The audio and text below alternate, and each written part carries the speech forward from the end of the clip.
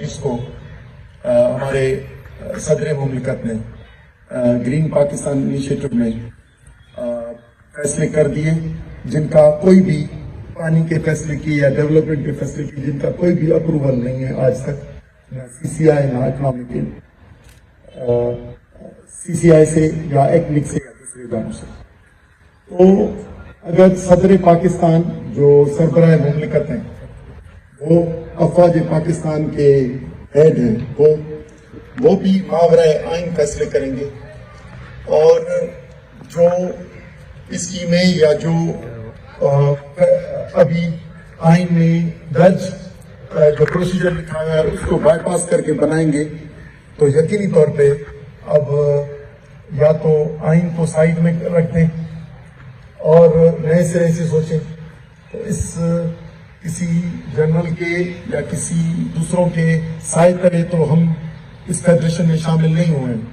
हम एक मुआहदे तहत जो हमें बांधा हुआ है वो है आइन, और जब उसके आइन पे सदर से लेकर और फेडरेशन के बुनियादी तस्वुर से के मनाफी SIFC जो 1 यूनिट प्लस टाइप का एक फेडरेशन का सिस्टम आया है जिसमें पूरे सूबों की मिल्कियत उस इदारे के मातहत हो गई।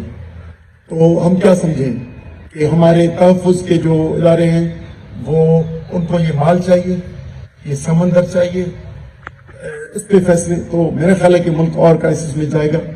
यकीनी तौर पे ये हुक्मरानी का तरीका और ये हुकूमत जिस अंदाज से चल रही है वो अपने पब्लिक में कोई अपनी सेंसिटिव नहीं रखती, इसलिए हमें रिव्यू करना पड़ेगा। आप सबको भी ये जहन में रहे। मैं सिर्फ एक बात कह दूं कि सिंध में पानी का इशू है जिसपे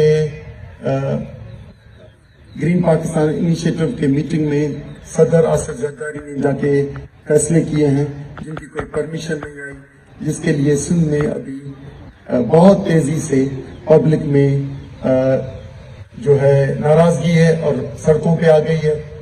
तो आप इस कैपिटल के साथ ही इसमें हमारी मदद करें कि एक आबाद इलाका जो सदियों से आबाद है, मैं कल होके आया हूँ चोलिस्तान के इलाके से और खुशाब के दूसरों इलाकों से, तो यकीनन दिल चाहता कि ये सारे आबाद हों, लेकिन हम देख रहे हैं कि अगर ये 60 लाख आबाद होंगे तो सखर से नीचे सिंध बर्बाद होगा।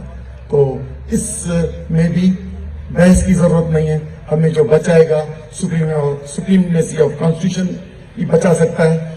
हम इसलिए इस इत्तेहाद में के साथ हैं कि ये जो अभी जो एस्टेब्लिशमेंट या गवर्नमेंट है वो मावरा आइन जारी है। अगर आइन का सहारा लिया तो फेडरेशन बचेगी वरना और क्राइसिस में जाएगी। मेहरबानी।